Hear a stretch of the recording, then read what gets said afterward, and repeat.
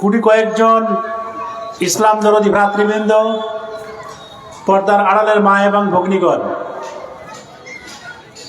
আজকে আমার আলোচ্য বিষয় বর্তমান পরিস্থিতিতে মুসলিমদের অবস্থা, শোচনীয় অবস্থা, এবং এ থেকে উত্তরণের উপায়।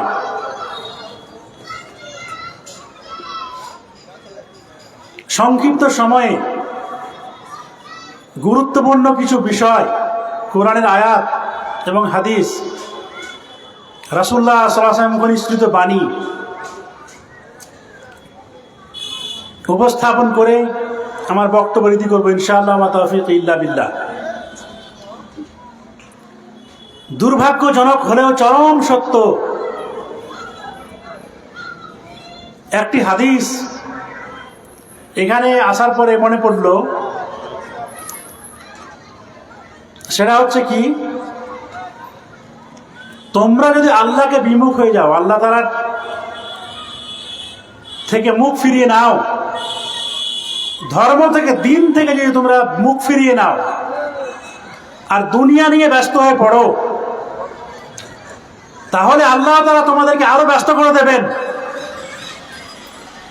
তোমাদের অভাব অনটন দূরীভূত করবেন না, এবং যারাই আল্লাহকে ভয় করে, আল্লাহকে সময় দেয়, আল্লাহ তাআলা তাদের বরকত দেবেন, তাদেরকে ধনী করবেন, তাদের অন্তর প্রশস্ত করে দেবেন, সময়ের বরকত দান করবেন, অনেক কিছু করবেন। আজকে বর্তমানে পরিস্থিতিতে এখানে একটি জালসার আয়োজন করা হয়েছে, ইসলামী জালসা।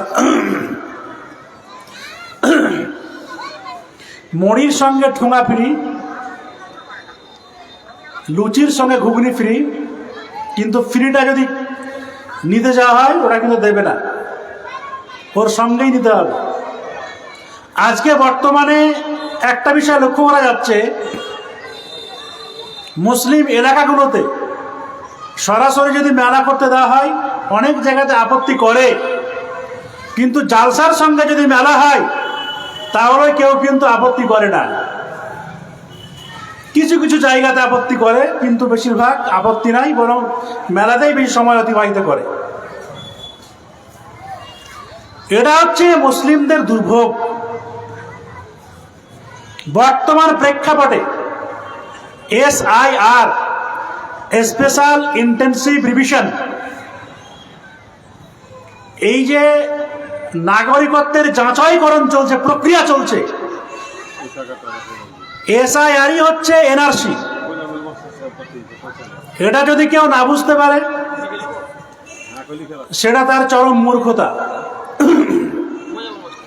মোহাম্মদ বিন তুগলক, তার ব্যাপারে বলা হয়, কতটা সত্য মিথ্যা আল্লাহ জানি না, সে হঠাৎ সিদ্ধান্ত নিত, যখন যা ইচ্ছা নিজের মন মতো সিদ্ধান্ত নিত। এটা শুনেছি, কথিত আছে ইতিহাসে, সত্য মিথ্যা আল্লাহ জানে। কিন্তু বর্তমানে মোহাম্মদ বিন তুগলককে আমরা দেখতে পাচ্ছি। বর্তমান পরিস্থিতিতে আজকে আমরা মুসলিমরা ক্ষণস্থায়ী পৃথিবীতে নাগরিকত্ব প্রমাণ করার জন্য, এই ক্ষণস্থায়ী পৃথিবীতে একটু শান্তিতে বসবাস করার জন্য, থাকার জন্য, হয়তো যদি আমার নাগরিকত্ব চলে যায় তাহলে আমাকে ডিটেনশনে রাখবে, দলদাসে পরিপূর্ণ করবে, বা আরো অনেক কিছু ঝামেলায় ফেলবে। দুনিয়ার ঝামেলাতে যাতে করে না জড়াই, এই জন্য আমরা কি করছি, যত রকমের কাগজ ঠিক করার কাজে ব্যস্ত থাকছি। আমাকে অনেকে ফোন করেন অ্যাফিডেভিট করার জন্য, SIR আমার নাম ভুল, বাবার নাম ভুল, এই নাম আছে, শেখ আছে, রহমান আছে, রহিম আছে, বিভিন্ন রকমের। সমাধান কি?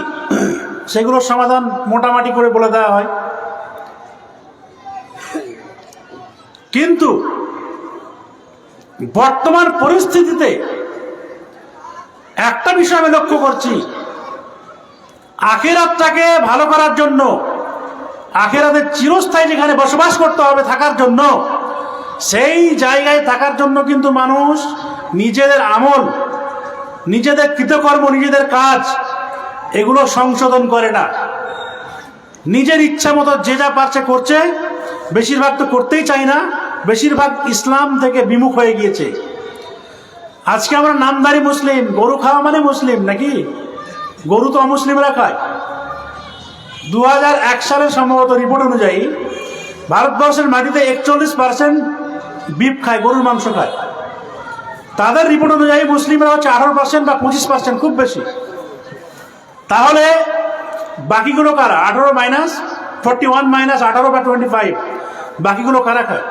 তাহলে গরুর মাংস খেলে কি মুসলিম হওয়া যায়? যেখানে একটি ইসলামী সভা হচ্ছে, আলোচনা সভা হচ্ছে, এখানে উপস্থিত না হয়ে বাড়িতে আড্ডাবাজি করা, দোকান পাশাতে আড্ডাবাজি করা, এগুলো কি নামধারী মুসলিম না? তো কি? আল্লাহ তাআলা বলছেন পবিত্র কোরআন, মনের কথা বলছি না, আমার ব্যক্তিগত কোনো কথা নয়, সূরা বাকারা সূরা নম্বর 2 আয়াত নাম্বার 85, আল্লাহ তাআলা বলছেন আফাতুমিনুনা বিবাযিল কিতাব ওয়া তাকফুরুনা বিবায। আল্লাহ তাআলা বলছেন যে তোমরা কোরআনের কিছুকে মানবে এবং কিছুকে অস্বীকার করবে। তোমরা কোরআনের কিছুকে মানবে এবং কিছুটাকে অস্বীকার করবে। আফাতুমিনুনা বিবাযিল কিতাব ওয়া তাকফুরুনা বিবায, তোমরা পবিত্র কোরআনের কিছুটা মানবে এবং কিছুটা অস্বীকার করবে। এটাই যদি হয় তাহলে তোমরা পার্থিব জগতেও লাঞ্ছিত, অপমানিত হবে এবং আখিরাতেও তোমরা কি হবে? পদদলিত, ঘৃণিত, পদচ্যুত, বিড়ম্বিত হবে। পবিত্র কোরআনের সূরা বাকারা সূরা নম্বর 2 আয়াত নম্বর 85 একটু ভালোভাবে মনোযোগ সহকারে শুনুন। যারা মেলায় ঘোরাফেরা করছেন, এখনো যারা বাড়িতে অবস্থান করছেন, ভালো করে শুনুন। আল্লাহ বলছেন আফাতুমিনুনা বিবাযিল কিতাব ওয়া তাকফুরুনা বিবায, তোমরা কি কোরআনের কিছুকে বিশ্বাস করো এবং কিছুকে অস্বীকার করো? ফামা জাযাউ মান ইয়াফআলু যালিকা মিনকুম ইল্লা খিজুন ফিল হায়াতিদ দুনিয়া, এর পরিণাম হচ্ছে পার্থিব জগতে তোমরা লাঞ্ছিত, অপমানিত হবে, নিগৃহীত, পদদলিত, বিড়ম্বিত, পদচ্যুত হবে। বর্তমান পরিস্থিতিতে মুসলিমদের কোণঠাসা করার জন্য সার্বিকভাবে কেন্দ্র সরকার বিভিন্ন রকম আইন নিয়ে আসছে। এখানে শুধুমাত্র মুসলিমরা যে বিপর্যস্ত হচ্ছে তা নয়, ক্ষতিগ্রস্তের মধ্যে পড়ছে তা নয়, সকলেই পড়ছেন, হিন্দু, মুসলিম, শিখ সকলেই। ওয়াকফ আন্দোলনের সময় ওয়াকফ যখন আইন, ওয়াকফ অ্যাক্ট যখন চালু হলো, আন্দোলন হলো, কয়েকশো মুসলিম যুবক গ্রেপ্তার হলো। গ্রেপ্তার হওয়ার পরে কি হলো? যে আমাদের কবরস্থান কেড়ে নেবে, মসজিদ কেড়ে নেবে। এই জন্য খুব মায়া হচ্ছে, দয়া হচ্ছে, আন্দোলন করে কি হলাম? অ্যারেস্ট হলাম, গ্রেপ্তার হলাম। মসজিদ কেড়ে নেবে বলে, কবরস্থানের জায়গা কেড়ে নেবে বলে, কারুক বা না কারুক, এটা আমরা শুনছি তো। আর শোনার ভিত্তিতে আমরা কি করছি? বিভিন্ন রকম ভাবে আন্দোলন করছি, বিভিন্ন রকম ভাবে প্রতিবাদ জানাচ্ছি। প্রতিবাদ জানাতে গিয়ে জেলও খাচ্ছি। কিন্তু সেই মসজিদ কিসের জন্য আমি বানিয়েছি? সেই কবরস্থান কেন, কবরস্থানটা কেন বানালাম? কার নির্দেশে বানালাম? আমরা তো পুরো ভস্মীভূত হয়ে যেতে পারতাম, পুড়ে ছাই হয়ে যেতে পারতাম।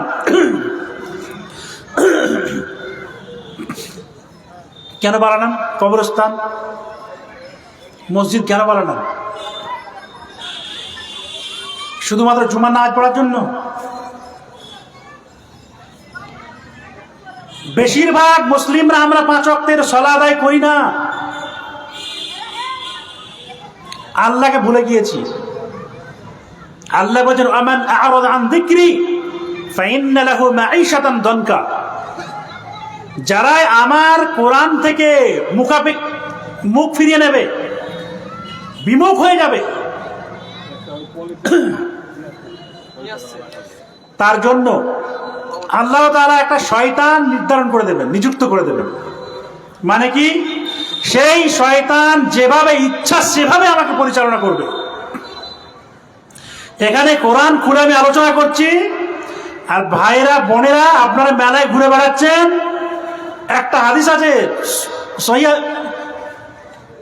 সহিহুল জামে হাদিস নাম্বার 4045, হাদিস সহিহ সূত্রে প্রমাণিত।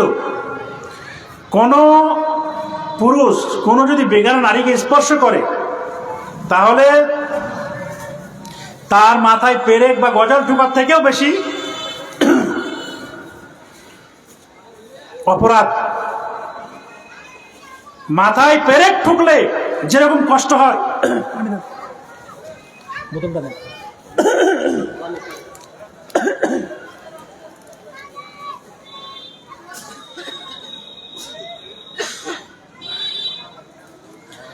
মাথায় পেরেক ঠুকলে যেরকম কষ্ট হয় তার থেকেও বেশি অপরাধ, বেশি কষ্টকর জিনিস। তারপর আল্লাহ তাআলা বলছেন ওয়ায়াউমাল কিয়ামাহ ইউরাদ্দুনা ইলা আশাদ্দিল আযাব,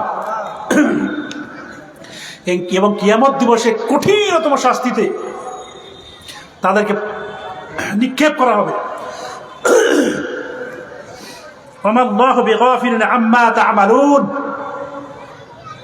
আল্লাহ তাআলা সম্যক অবগত তোমরা যেটা আমল করছো। আল্লাহ তাআলা গাফিল নন, উদাসীন নন।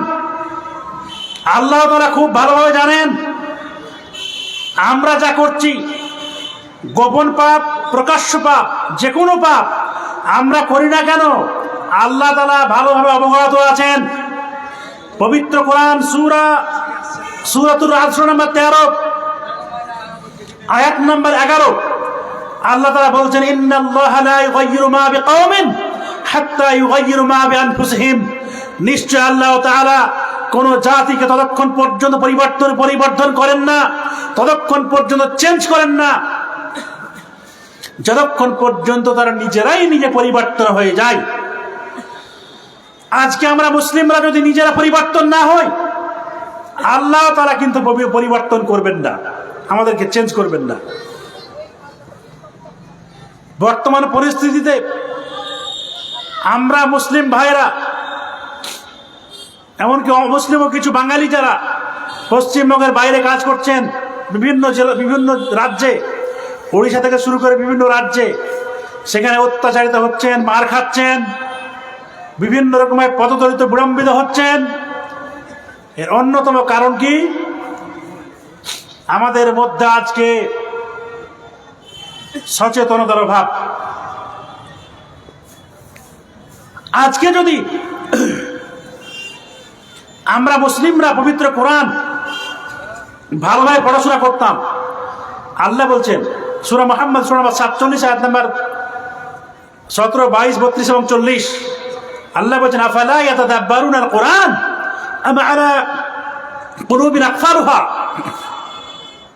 তোমরা কোরআন নিয়ে গবেষণা করো না কেন, স্টাডি করো না কেন? তোমাদের অন্তরে কি তালাবদ্ধ আছে? অন্তরে কি তালা লাগানো আছে? কেন তোমরা কোরআন নিয়ে গবেষণা করো না, স্টাডি করো না? কোরআন এবং হাদিস 10-12 বছর পড়ার পরে দেখলাম বর্তমান পরিস্থিতিতে মুসলিমদেরকে শুধুমাত্র সীমাবদ্ধ থাকলে হবে না।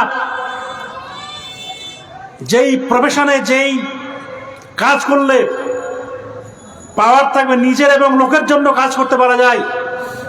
সাংবাদিকতা শুরু করলাম, আলহামদুলিল্লাহ। সাংবাদিকতা কয়েক বছর করার পরে, MA B.Ed কমপ্লিট করার পর, LLB ডিগ্রি কমপ্লিট করার পরে এবারে কি করতে গেলাম? প্র্যাকটিস। কারণটা কি? বর্তমান যুগের যেটা চাহিদা, যেটা প্রয়োজন, সেটা আমাদের করতে হবে।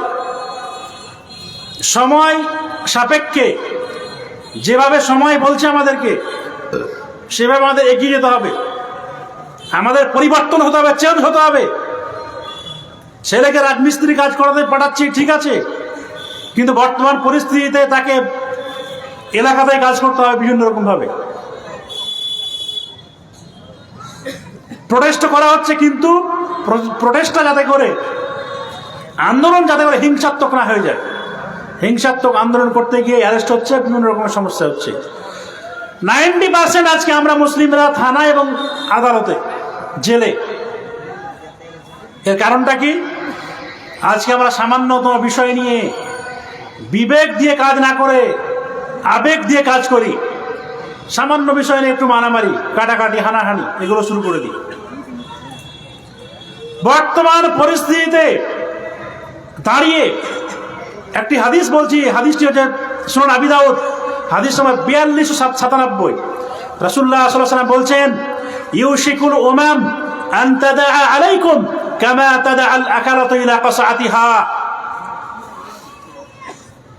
এমন একটা যুগ আসবে যখন কি করবে, এই গোটা বিশ্বের মুসলিমদের উপরে অমুসলিমরা কি করবে, নির্যাতন করবে। ইউশিকুল উমাম আন তাদা আলাইকুম কামা তাদা আল আকালাতু ইলা কাসাতিহা। মানুষ যেরকম খাবার খায় একটা দস্তরখানা বিছিয়ে, সৌদি আরবে কি করে, এখনো যাবেন, একটা বড় থালা নেবে ওরা, বড় থালা দিয়ে একসাথে 3-4 জন 5 জন মিলে খায়। তো চতুর্দিক থেকে ঘিরে থাকে। তো রাসূলুল্লাহ সাল্লাল্লাহু আলাইহি ওয়াসাল্লাম উদাহরণ দিচ্ছেন, ইউশিকুল উমাম আন তাদা আলাইকুম কামা তাদা আল আকালাতু ইলা কাসাতিহা। যেইভাবে খাবার খায় মানুষ চতুর্দিক থেকে, ওই রকম ভাবে মুসলিমদেরকে অমুসলিমরা কি করবে, ছেঁকে ধরবে, বিভিন্ন রকম ভাবে কণ্ঠাসা করবে, বিভিন্ন রকম ভাবে হেনস্থা করবে, বিভিন্ন রকম ভাবে।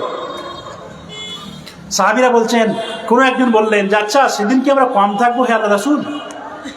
রাসূলুল্লাহ সাল্লাল্লাহু আলাইহি ওয়াসাল্লাম বললেন, না, আনতুম ইয়াউমাইদিন কাসীর, তোমরা সেদিন সংখ্যায় বেশি থাকবে, অনেক থাকবে।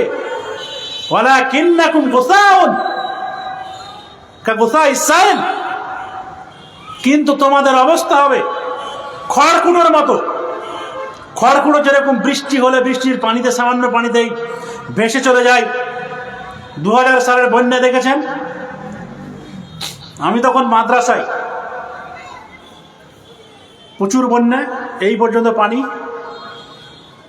একটু পানি কমলো, তারপরে প্রায় আধ ঘন্টারও বেশি সময়, মোটামুটি 1 ঘন্টা সময় লেগেছে বাড়ি যেতে, মাদ্রাসা থেকে হেঁটে সেই পানিতে।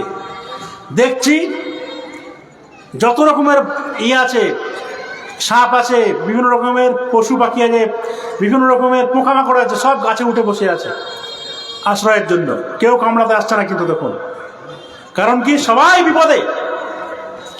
কিয়ামত দিবসে যখন আমরা বিপদে থাকবো সবাই, তখন কিন্তু কেউ কারো দিকে লক্ষ্য করবো না, তাকাবো না। সূরা হজ সূরা নম্বর 22 1 থেকে আয়াত পড়বেন, দেখবেন গর্ভবতী মহিলা, তাদের গর্ভচ্যুত হয়ে যাবে কিন্তু তারা টের পাবেন না। এটা হচ্ছে কিয়ামতের অবস্থা। ইউশিকুল উমাম আন তাদা আলাইকুম কামা তাদা আল আকালাতু ইলা কাসাতিহা। নবী সাল্লাল্লাহু আলাইহি ওয়াসাল্লাম বললেন, সেইভাবে ছিঁড়ে খাবে যেভাবে মানুষ বিভিন্ন দিকে বসে কি করে দস্তরখানায় বসে খাবার খায়। সংখ্যাধিক্য থাকলেও কাজে আসবে না, খড়কুটোর মতো অবস্থা হবে। যখন পানি আসে তখন খড়কুটোর কোনো শক্তি থাকে না, শক্তি থাকবে না। ওয়ালা ইয়ানজিআন্নাল্লাহু ফী কুলুবিকুম আল মাহাবাতা মিনকুম,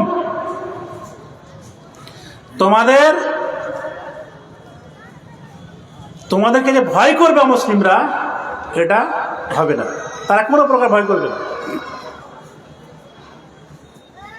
ওয়ালা ইয়াকদিফান্নাল্লাহু বিকুলুবিকুম আল ওয়াহন ওয়া মাল ওয়াহনু ইয়া রাসূলুল্লাহ। রাসূলুল্লাহ সাল্লাল্লাহু আলাইহি ওয়াসাল্লাম বলেছেন, হুব্বুদ দুনিয়া ওয়া কারাহিয়াতুল মাউত। মুসলিমদের প্রতি একটু ভয় থাকবে। দেখেন, একটা বাড়িতে একটা গার্জেন যদি ঠিকঠাকভাবে বাচ্চাদেরকে পরিচালনা করে, তাহলে দেখবেন তারা ভয় পাবে, অন্যায় কাজ করতে সাহস পাবে না, অপরাধ করতে সাহস পাবে না। অনুরূপভাবে কেউ যদি অন্যায় কোনো কাজ করে, তাহলে অন্য কেউ তাকে বাধা দেবে। আর যদি দেখে যে এটা যদি আমি করি তাহলে এই শাস্তি আছে, তাহলে কি করবে? ভয় সেটা করবে না। আমাদের শেখ আনোয়ারুল হক ফাইজি সাহেব বক্তব্য রাখছিলেন, আল্লাহর ভয়। তা আল্লাহর ভয় যদি আমাদের মধ্যে না থাকে তাহলে খুব সমস্যা আছে। হুব্বুদ দুনিয়া কারাহিয়াতুল মাউত, আমরা দুনিয়াকে ভালোবাসি, মৃত্যুকে অপছন্দ করি, কিন্তু চিরন্তন সত্য, যতই আমরা দুনিয়াকে ভালোবাসি আমাদের মরতেই হবে, মরা ছাড়া কোনো উপায় নাই। পবিত্র কোরআন সূরাতুল আসর সূরা নম্বর 103 আয়াত নম্বর 1 থেকে 3, এই সূরাটা একটু পড়বেন মনোযোগ দিয়ে। আজকে বর্তমান পরিস্থিতিতে মুসলিমদের যে অবস্থা, এর কারণটা কি? করুণ অবস্থা কেন? এই সূরার ভাবার্থটা একটু দেখুন। আল্লাহ বলছেন বলে আসর, সময়ের শপথ। সময়ের শপথ কেন নিলেন আল্লাহ তাআলা? মুফাসসিরিন কিরাম ব্যাখ্যাকারগণ বলেছেন সময়ের শপথ নেওয়ার কারণই হচ্ছে মানুষ সময়ের টাল বাহানা দেখিয়ে ভালো কাজ থেকে বিরত থাকে। কাউকে নামাজ পড়তে বলুন, বলছে সময় হয়নি, সময় হোক পড়বো। দাঁড়িয়ে রাখতে বলুন, বলছে সময় হয়নি, সময় হোক দাঁড়িয়ে রাখবো। ভাই দান খেরাত করুন, বলছে ঠিক করবো সময়। এই সময়ের টাল বাহানা দেখিয়ে ভাই নামাজ পড়তে চলুন, বলছে না এখন খরিদ্দার আছে প্রচুর, নামাজ পড়তে যাওয়া যাবে না, লস হয়ে যাবে। ভাই চলো নামাজ পড়ে আসি, বলছে এখন ক্লাস আছে, ক্লাস ছেড়ে নামাজ পড়তে যাওয়া যাবে না। অনেক রকমের টাল বাহানা দেখায়। আল্লাহ যেন বলছেন বলে সময়ের শপথ, ইন্নাল ইনসানা লাফি খুসর, নিশ্চয় অবশ্যই পৃথিবীর সমস্ত মানুষ ক্ষতিগ্রস্তের মধ্যে নিমজ্জিত। ইল্লাল্লাযীনা আমানু, কিন্তু তারা নয় যারা আল্লাহর উপরে ঈমান নিয়ে এসেছে, ওয়া আমিলুস সালিহাত, এবং যারা সৎ কর্ম সম্পাদন করেছে। ঈমান নিয়ে এসছে, ঈমান শুধু থাকলে হবে না যে আল্লাহ এক। ওই কাফেরদেরও ছিল আল্লাহ এক, ঈমান ছিল। শয়তানও বিশ্বাস করে আল্লাহ এক। সূরাতুল আহজাব সূরা নম্বর 33 উঠিয়ে দেখুন, সূরা আনফাল সূরা নম্বর 8 আয়াত নম্বর 48 উঠিয়ে দেখুন। ওখানে কি আছে? বদরের প্রান্তরে যখন শয়তান দেখছে যে সারিবদ্ধভাবে ফেরেশতা মণ্ডলী আসছেন, তখন শয়তান পালিয়ে যেতে ছুটে সুরাকা বিন মালিকের উদ্ধারণ করে এসছিল। মালিক বিন জুসুম তার হাত ধরে নিয়েছেন, কোথায় পালাচ্ছ তুমি? তারপর তখন সে তার বুকে এক ধাক্কা দিয়ে বলছে, ইন্নী আরা মা লা তারাউন, আমি যা দেখছি তোমরা তা দেখতে পাও না। ইন্নী আখাফুল্লাহ, নিশ্চয় আমি আল্লাহকে ভয় করি। আল্লাহু শাদীদুল ইকাব, আল্লাহ তাআলা হচ্ছেন কঠিন শাস্তি দাতা। শয়তানও ভয় করত, শয়তানও ঈমান ছিল। ওই ঈমানে হবে না, ইল্লাল্লাযীনা আমানু, ওই ঈমানে হবে না। ঈমানটা কাদের মতো হতে হবে?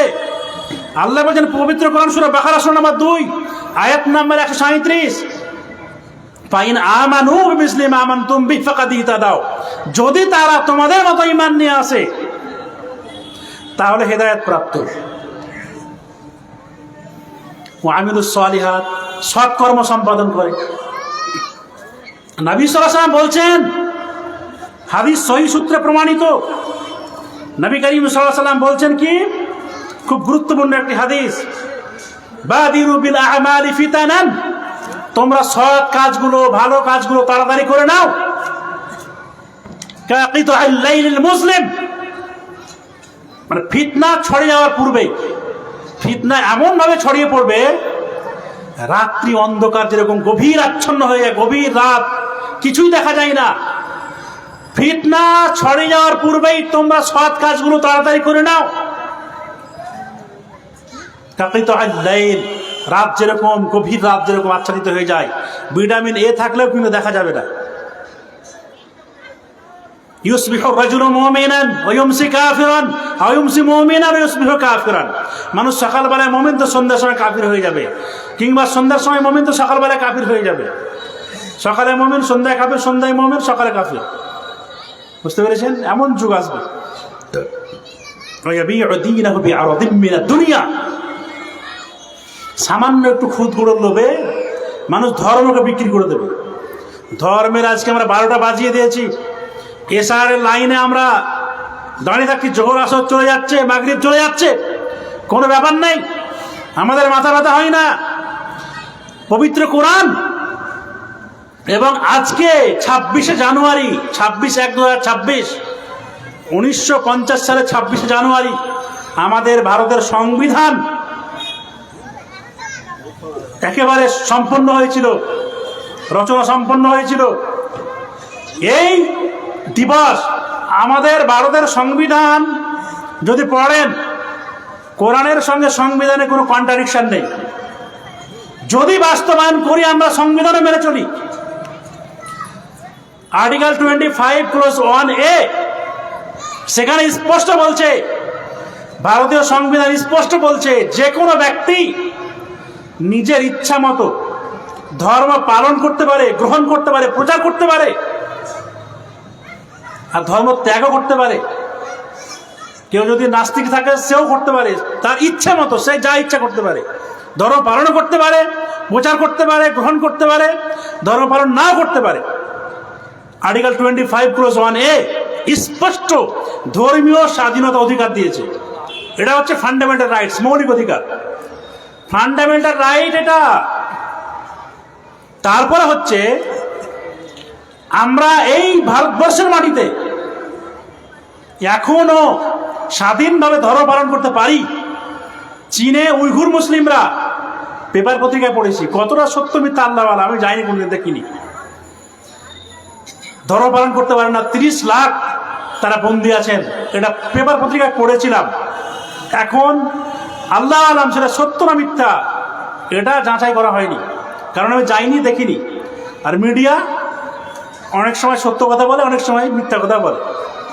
মিডিয়ার ভিত্তিতে সেটা বলা হচ্ছে। বাদিরু বিল আমালি ফিতানান কাকিতুল লাইলিল মুসলিম, তোমরা ভালো কাজগুলো তাড়াতাড়ি করে নাও, সৎ কাজগুলো তাড়াতাড়ি করে নাও। ইউসবিহু রাজুলু মুমিনান ওয়া ইউমসি কাফিরান, মানুষ সকালবেলায় মুমিন তো সন্ধ্যার সময় কাফির হয়ে যাবে। ওয়া ইয়াবিউ দীনাহু বিআরাদিন মিনাদ দুনিয়া, দুনিয়ায় সামান্যতম একটু খুদ গুণের লোভে ধর্মকে বিক্রি করে দেবে। মসজিদের ইমাম সাহেব থেকে শুরু করে, জালসার বক্তা থেকে শুরু করে, মাদ্রাসা কমিটি থেকে শুরু করে নিজের ইচ্ছা মতো ধর্মকে পরিচালনা করছে। এখন মুনি সাহেব হক কথা বলতে পারছেন না যে আমার চাকরি চলে যাবে, রুজি রুটির টান পড়বে, ধর্মকে বিক্রি করা হচ্ছে। কোরআন এক বলছে, হাদিস এক বলছে, তিনি এক অপব্যাখ্যা করছেন। অনেক ভাবপন্থী আলেম আছেন আলহামদুলিল্লাহ, কিন্তু অধিকাংশই অবস্থা খুব খারাপ, শোচনীয়। আজকে বর্তমান পরিস্থিতিতে একটি পবিত্র আর কোরআনের আয়াত, সেটা হচ্ছে কি, আল্লাহ বলছেন সূরা হুজুরাত সূরা নম্বর 49 আয়াত নাম্বার 6, আল্লাহ বলছেন ইয়া আইয়ুহাল্লাযীনা আমানু ইন জাআকুম ফাসিকুম বিনাবাইন ফাতাবায়ানু। আল্লাহ বলছেন হে ঈমানদারগণ, বিশ্বাসীগণ, তোমাদের কাছে যদি কেউ খবর নিয়ে আসে তাহলে সেটাকে যাচাই বাছাই করে পরীক্ষা নিরীক্ষা করো, তারপরে কি করো, সেটা প্রচার করো বা যা ইচ্ছা করো। বর্তমান পরিস্থিতিতে সোশ্যাল মিডিয়ার যুগে অনেক খবর, অনেক কিছু প্রকাশিত হয়। এখন আর্টিফিশিয়াল ইন্টেলিজেন্স, এআই, এই যে আছে, এআই দিয়ে আমার ভিডিও, আমি বসে থাকবো চুপচাপ, আমার ভিডিও দিয়ে আমার বক্তব্য, আমার অনেক কিছু করে দিতে পারে, মনে হবে না। খুব বোঝা খুব টাফ আছে, এটা এআই ভিডিও না অরিজিনাল ভিডিও, খুব টাফ, খুবই টাফ আছে। তো যাচাই বাছাই করে পরীক্ষা নিরীক্ষা করে আমার যুবক ভাইদের বলছি, যে কোনো জিনিস শেয়ার করা বা মন্তব্য করা, এর আগে কি করতে হয়, ভালো করে যাচাই বাছাই করে নিতে হবে, পরীক্ষা নিরীক্ষা করতে হবে। পরীক্ষা নিরীক্ষা না করে কিন্তু উল্টাপাল্টা কিছু বলা যাবে না, কমেন্ট করা যাবে না। আজকে মুসলিম ভাইয়েরা বেশিরভাগই জেল খাচ্ছেন, মামলা খাচ্ছেন। এর কারণটা কি? এর কারণটা হচ্ছে আমরা একটু বেশি আবেগকে কাজে লাগাই, বিবেককে নয়। যদিও নিরপেক্ষতা নিয়ে প্রশ্ন আছে, বর্তমান সরকার, সে নরেন্দ্র মোদী হোক, মমতা ব্যানার্জি হোক, তারা কি করে, নিরপেক্ষতা তাদের মধ্যে নেই, নিরপেক্ষতা নেই। Article 15 of the constitution of India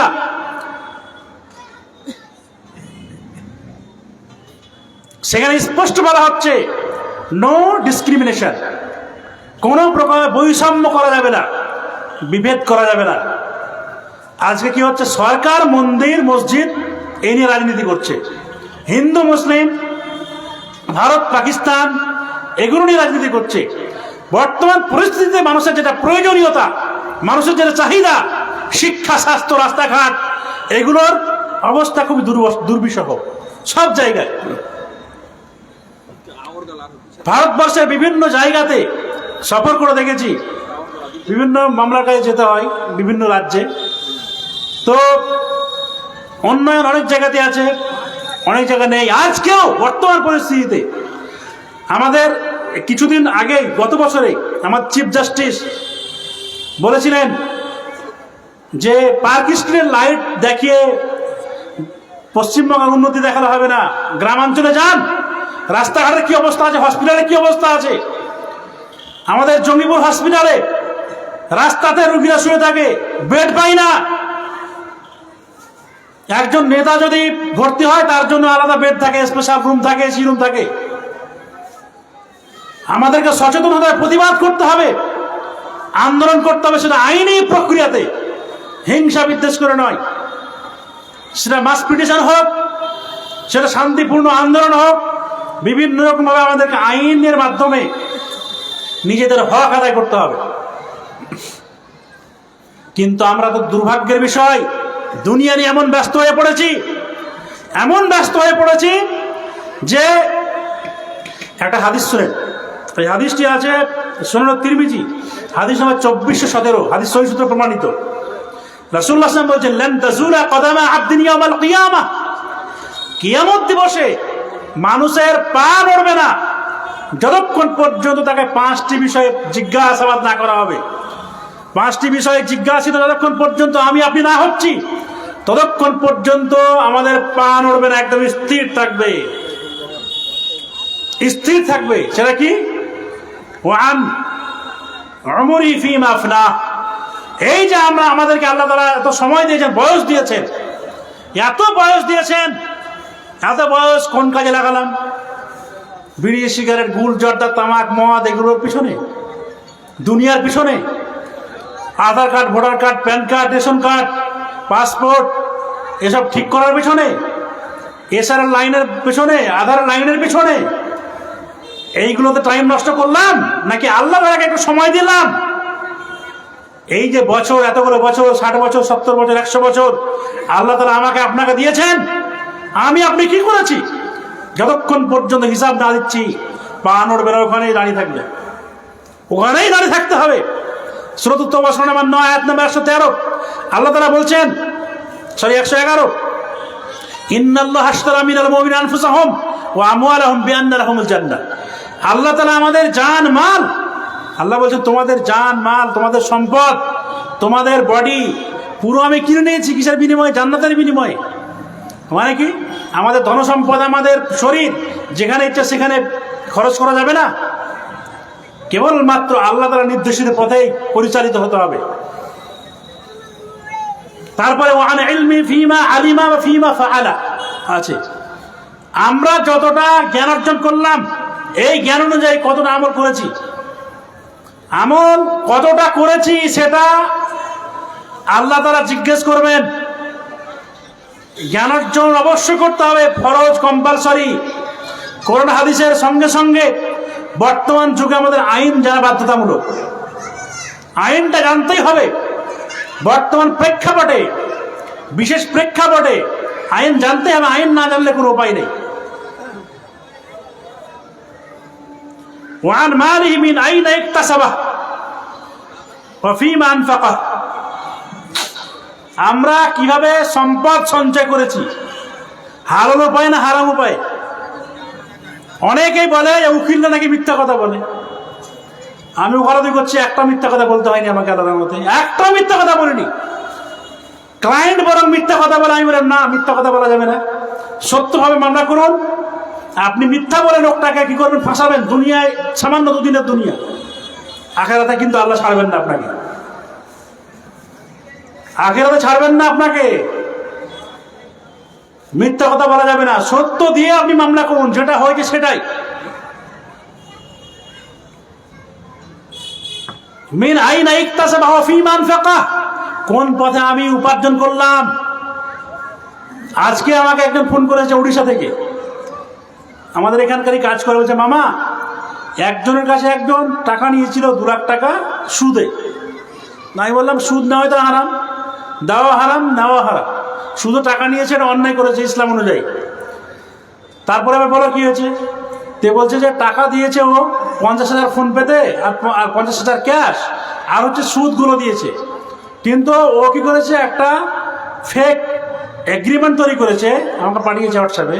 agreement তৈরি করেছে, ওর সই করে দিয়েছে ছেলেটা, যে জমি জায়গার ব্যাপারে আমার কাছ থেকে ও টাকা নিয়েছে 8 লাখ টাকা। হ্যাঁ, 8 লাখ টাকা নিয়েছে তো একটা জমি বিক্রি করার জন্য। এইভাবে এগ্রিমেন্ট করেছে যে সুদ দাতা। বুঝতে পেরেছেন কি অবস্থা? তারপরে চেক দিয়েছে, চেকে একটু ভুলভাল করেছে, উল্টাপাল্টা করে 4 লাখ টাকা লিখেছে দুটো চেকে। এই যে এইভাবে করে মানুষকে ঠকাচ্ছে, আমি বললাম তার বিরুদ্ধে মামলা করো, চিটিং মামলা, ফরজারি মামলা, এটা হবে। কিন্তু বর্তমান পরিস্থিতিতে দেখেন মানুষ কোন পর্যায়ে আছে, উপার্জন করার জন্য, ইনকাম করার জন্য কোন পন্থা অবলম্বন করছে, কোন পথে যাচ্ছে মানুষ। আল্লাহ বলবেন তুমি কোন পথে উপার্জন করেছো এবং কোন পথে খরচ করেছো বলো।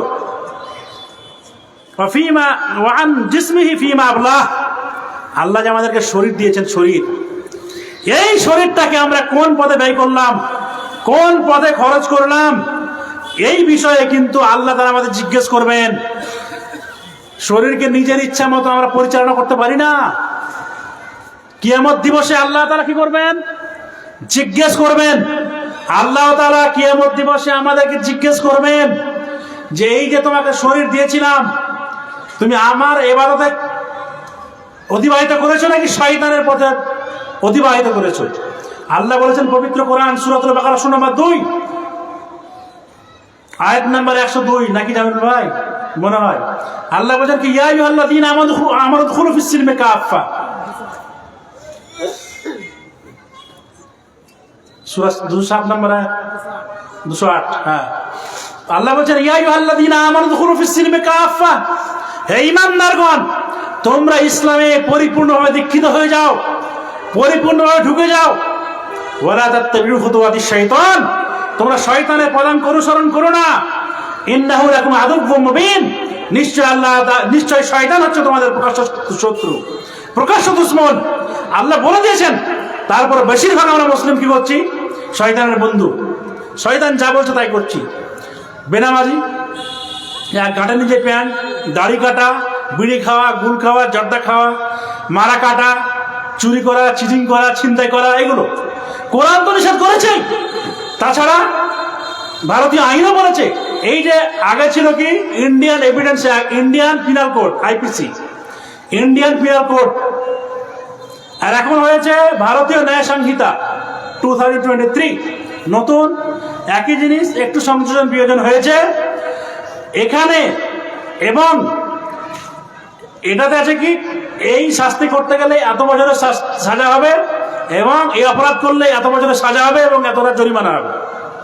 আর কোরআন বলে দিয়েছে এই অপরাধ করলে এই শাস্তি হবে, এই জরিমানা আছে। কোরআন বলে দিয়েছে। একটু দেখতে হবে আমাদেরকে যে পবিত্র কোরআন, আমার সময় শেষের দিকে, এখানে কোরআনের উপরে অনেক অভিযোগ করে, কোরআনের উপরে অনেক অভিযোগ করে। সেটা হচ্ছে কি সূরা তাওবা সূরা নম্বর 9 আয়াত নম্বর 5। সেই যুদ্ধের সময়তে, মক্কা বিজয়ের সময়, সেই যুদ্ধের সময় যখন তারা চুক্তি ভঙ্গ করেছিল, কাফেরেরা যাদের সঙ্গে চুক্তি হয়েছিল, ওরা যখন চুক্তি ভঙ্গ করলো, মুসলিমদেরকে হত্যা করতে লাগলো, তখন কি হলো, আল্লাহ বললেন যে তাদেরকে যেখানে পাবে সেখানে হত্যা করবে। যদি তারা আত্মসমর্পণ করে, তারা যদি ভুল স্বীকার করে, তাহলে তাদের ক্ষমা করে দাও এবং নিরাপদ স্থানে পৌঁছে দাও। পরের আয়াতে আছে, ওগুলো পশ্চাৎ পড়লে তার উত্তর পাওয়া যায়। অভিযোগ করছে। কিন্তু পবিত্র কোরআনের একাধিক জায়গাতে মানুষকে খুন করা দূরের কথা, মুখের মাধ্যমেও আল মুসলিম মান সালিমান নাস মিন লিসানি ওয়া ইয়াদি, এই হাদিস সহিহ সূত্রে প্রমাণিত, সূরা নাসাইতে আছে।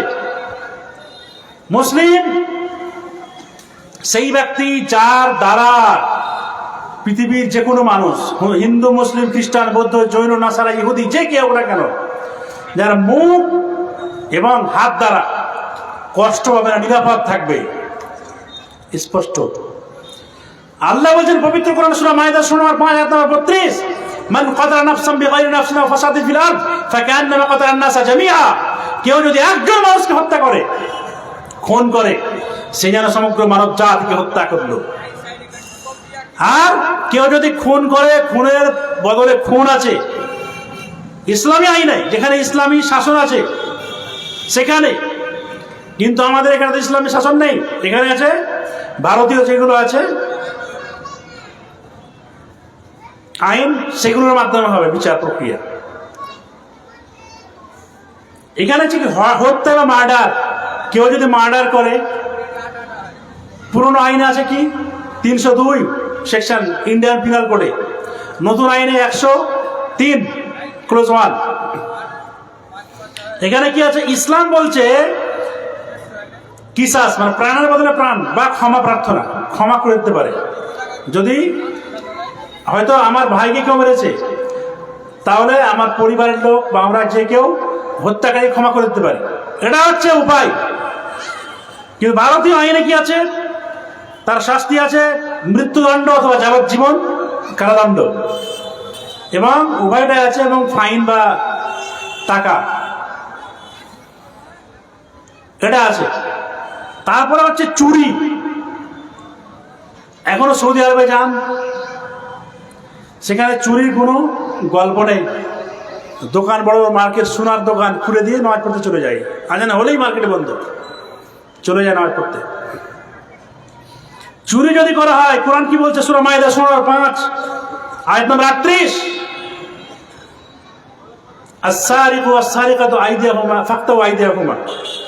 চোর পুরুষ হোক বা মহিলা হোক, উভয়ের হাত কেটে দাও।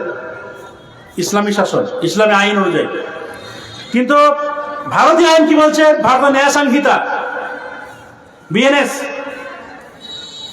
303 ধারায়, সেখানে কি আছে, 3 বছর পর্যন্ত সাজা আছে, শাস্তি আছে। তারপর তো বেল পেয়ে যাচ্ছে। 7 বছরের কম সুপ্রিম কোর্ট বলেছে, আরনেশ কুমার ভার্সেস সিস্টার বিহারে জাজমেন্টে বলেছে 7 বছরের কম যদি কেউ শাস্তি যোগ্য অপরাধ করে, তাহলে তাকে অ্যারেস্ট করা যাবে না, তাকে নোটিশ দিতে হবে 41A। এখন হচ্ছে নতুন আইনে বিএনএসএস 35 ক্লোজ 3, তো নোটিশ দিতে হবে। এই যে আইন আছে, মানুষ ভয় করে না, বেল পেয়ে যাবে, বেল পেয়ে যাচ্ছে সহজে, জামিন পেয়ে যাচ্ছে। কিন্তু কোরআনের আইন এটা যদি চালু হয় কি হবে? আজকে আমাদের কোরআনকে অনেকেই তুচ্ছ তাচ্ছিল্য করে, নগণ্য করে, যা ইচ্ছা তাই করে, হেউ প্রতিপন্ন করে। কিন্তু যে হাত কাটা যদি শুরু হয়, একজনের যদি হাত কাটা এলাকায়, তাহলে কেউ চুরি করবে? কেউ করবে না, সাহস পাবে না। আর 3 বছরের শাস্তি, তার আগে তো বেল পেয়ে যাচ্ছে, ট্রায়াল হতে হতে 10 বছর 20 বছর, অনেক সময় নির্দোষ প্রমাণ হয়ে যাচ্ছে। উকিলদের সেই কারসাজি কেরামতি, উকিলদের কেরামতিতে সব নির্দোষ হয়ে যাচ্ছে, অনেক কিছু হচ্ছে। তারপরে হচ্ছে ব্যভিচার বা ধর্ষণ। ব্যভিচার বা ধর্ষণ, আল্লাহ বলছেন ওয়ালা তাকরাবুজ জিনা ইন্নাহু কানা ফাহিশাতান ওয়া সাআ সাবিলা। আল্লাহ বলছেন ব্যভিচারের কাছেও যেও না, ব্যভিচার করা দূরের কথা। এখানে পবিত্র কোরআন সূরা নূর আয়াত নাম্বার 2, আল্লাহ কি বলছেন, ব্যভিচারিণী ও ব্যভিচারী তাদের প্রত্যেককে 100 করে বেত্রাঘাত করো। আর বিবাহিতা হলে কি হবে? মৃত্যুদণ্ড, না পুঁতে দিয়ে তাকে রজন করার কথা বলা হচ্ছে। কিন্তু ভারতীয় আইনে কি আছে, বিএনএস ভারতীয় ন্যায় সংহিতা 64 নম্বর সেকশনে বলছে কি, 10 বছর সাজা, যাবজ্জীবনও হতে পারে। কিসের জন্য? ধর্ষণ করার জন্য। ধর্ষণ করে এখন কি হচ্ছে, মার্ডার করে দিচ্ছে, যে বলে দিয়ে বলে। তারপরে কিছু টাকা পয়সা বা কিছু আর 1 লাখ 2 লাখ বা 5 লাখ যতটা ফাইন যা করা করলো, এ হচ্ছে আইন। কিন্তু আমাদের কোরআন কি বলেছে, ব্যভিচার করলেই সেখানে বেত্রাঘাত করতে বলা হয়েছে 100 করে।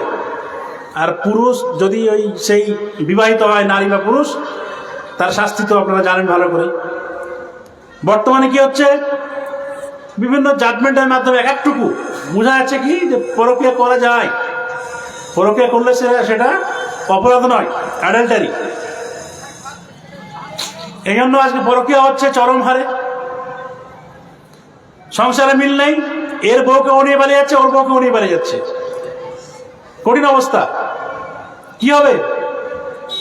বলছে যে ও কিডন্যাপ করেছে, না কিডন্যাপের মামলা হয় না, কি করে হবে? উভয় সম্মতি দেখেছে, ওর তো আর 18 বছরের নিচে বয়স নয়, 18 বছরের নিচের অনেক মেয়েকে নিয়ে পালিয়ে যায়, তখন পক্সো মামলা খায়, কিডন্যাপের মামলা খায়, বেল তো সমস্যা লাগে। কিন্তু যদি তার কাছে ছবি থাকে, প্রুফ থাকে যে হ্যাঁ আসলে প্রেমিক প্রেমিকা, তখন বেল দিয়ে দেয় অনেক সময়। কিন্তু ইসলামী শাসন কি বলছে? নীতি নৈতিকতার শিক্ষা কি বলছে ইসলামী শাসন, ইসলামী নিয়ম কি বলছে, কোরআন হাদিস কি বলছে? বর্তমান পরিস্থিতিতে আমরা যদি মুসলিমরা কোরআন এবং হাদিস মেনে চলতাম, তাহলে কি মামলা খেতাম? কখনোই মামলা খেতাম না। সেটা মিথ্যা করে মামলা দিল, সেটা আলাদা জিনিস, তার শাস্তি তাকে ভোগ করতে হবে, ওই পুলিশ অফিসারকে ভোগ করতে হবে, ওই সরকারকে ভোগ করতে হবে। মিথ্যা করে মামলা দিলে, কেউ যদি ডাকাতি করে, তার কোরআনের কি আছে শাস্তি আছে? ডাকাতি বা চুরি করতে গেলে তার শাস্তি, কঠিন শাস্তি আছে। যারা আল্লাহ তার রাসূলের বিরুদ্ধে যুদ্ধ করে এবং জনপদে বিপর্যয় সৃষ্টি করে বেড়ায়, যারা ডাকাতি করে, বিপর্যয় সৃষ্টি করে, প্রকাশ্য একদম বন্দুক দেখিয়ে বা আরো কোনো মারণাস্ত্র দেখিয়ে মোবাইল কিনে নিল, টাকা পয়সা কেড়ে নিল, এসব যারা করে বেড়ায় তাদের শাস্তি হলো হত্যা করা বা শুলে চড়ানো অথবা বিপরীত দিক থেকে হাত পা কেটে ফেলা। পৃথিবীতে অশান্তি সৃষ্টি করলে এই শাস্তি। সূরাতুল মায়েদা আয়াত নম্বর 33, ভারতীয় আইন কি বলছে? 310 থেকে 311 নম্বর ধারা, 10 বছর পর্যন্ত সশ্রম কারাদণ্ড এই সেকশনে বলছে আইনে। তারপরে হচ্ছে মিথ্যা অপবাদ কেউ যদি দেয়, সূরা নূর আয়াত নম্বর 4, সূরাতুন নূর নম্বর 24 আয়াত নম্বর 4 কে বলছে? যারা সতী সাথী রমণীদের প্রতি অপবাদ আরোপ করে অথবা 4 জন সাক্ষী উপস্থিত করে না, তাদেরকে 80 বেত্রাঘাত করো। কেউ অপবাদ দিবে সহজে, ডিফামেশনের মামলা খাবে। ভারতীয় আইনের 356 নম্বর সেকশন, 356 সেকশন, পুরনো আইনের 499 এবং 500 আইপিসিতে।